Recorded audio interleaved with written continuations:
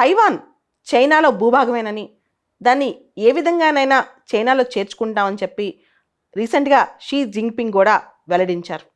In fact చెప్పాలంటే China భావిస్తే Taiwan తన టెరిటరీయే, ఎస్ట్రేంజ్డ్ ప్రావిన్స్, ప్రస్తుతం సపరేట్గా ఉన్న ప్రావిన్స్, కానీ నా ప్రావిన్సే, నేను ఎలా అయినా దీన్ని మళ్ళా కబళించేస్తానని చైనా కోరుకుంటూ ఉంటుంది, ఆశిస్తూ ఉంటుంది.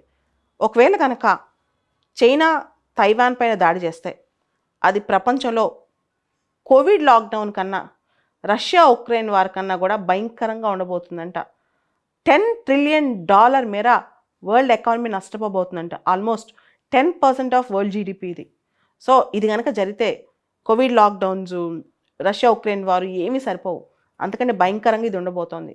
దీనిలో అమెరికా తైవాన్ పక్కన స్టాండ్ తీసుకుంటుంది. అమెరికా ఇన్వాల్వ్మెంట్ కూడా స్టార్ట్ అవుతుంది విపరీతంగా దీనిలో. ఇదంతా కూడా రీసెంట్గా బ్లూంబర్గ్ ఎకనామిక్స్ వాళ్ళు ఈ $10 ట్రిలియన్ ఎకానమీ, మొత్తం వరల్డ్ ఎకానమీలో $10 ట్రిలియన్ నష్టపోతామని చెప్పారనమాట.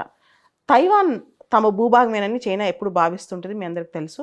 అయితే ఈ క్రమంలోనే తన విధానాలకు తైవాన్ ఎప్పుడైనా వ్యతిరేకంగా ప్రవర్తిస్తే తైవాన్ గగనతలంపై చైనా యుద్ధ విమానాలు, నౌకలు, దగ్గరలో నౌకలన్నీ పంపించి చాలా కవ్వింపు చర్యలకు పాల్పడుతుంటుంది చైనా. అయితే ఒక పక్క తైవాన్లో ఇలాంటి జరుగుతుంటే ఇంకో పక్క అమెరికానేమో తైవాన్లో ఉన్న ప్రజాస్వామ్యం వర్ధిల్లాలని అమెరికా కోరుకుంటుంటుంది. రాబోయే 4 రోజులు అంటే జనవరి 13వ తారీఖున తైవాన్లో ఎన్నికలు జరగబోతున్నాయి అన్నమాట. ఈ సందర్భంగా మనం చూస్తే కనుక తైవాన్ కనుక చైనా ఆక్యుపై చేసుకుంటే ప్రపంచ ఆర్థిక సంక్షోభాలను మించిన పెద్ద సంక్షోభం, ఇప్పటివరకు మనం చూసిన సంక్షోభాలను మించిన పెద్ద సంక్షోభం రాబోతుందంట.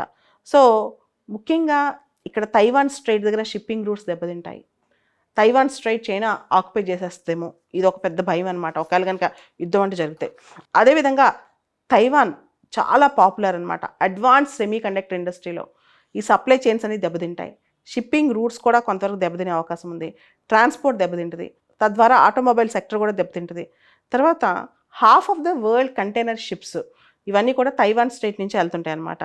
దీనివల్ల గ్లోబల్ ట్రేడ్ కూడా ఎఫెక్ట్ అవుతుంది. ఇక్కడ 2-3 అంశాలు. మొదటిది, అమెరికా ఈ కాన్ఫ్లిక్ట్లో ఖచ్చితంగా ఇన్వాల్వ్ అవుతుంది. రెండోది, తైవాన్ దగ్గర ఉన్న చిన్న చిన్న దీవుల పట్ల